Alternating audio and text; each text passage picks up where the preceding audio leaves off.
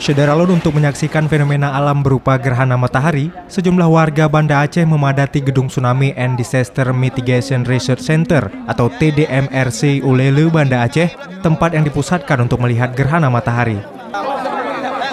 Membuat kita lebih berpikir, lebih berzikir apa yang Allah hidayahkan kepada 6 kita. teleskop dan 4 teodolik milik kantor wilayah Kementerian Agama Aceh dan BMKG Matai Aceh Besar disediakan sebagai alat bantu untuk melihat gerhana. Gerhana dari gedung TDMRC sekitar setengah 7 pagi tadi alat kita sudah terpasang dan sekarang mungkin bisa dilihat saat ini gerhana ini telah memasuki puncaknya dan berangsur-angsur berkurang.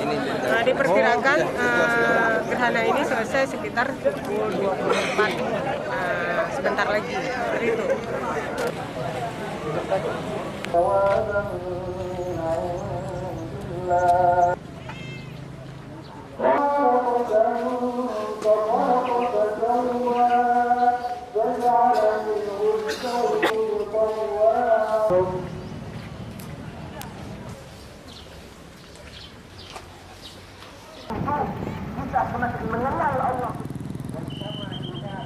Dari Banda Aceh, Hari Mahardika, Serambi On TV.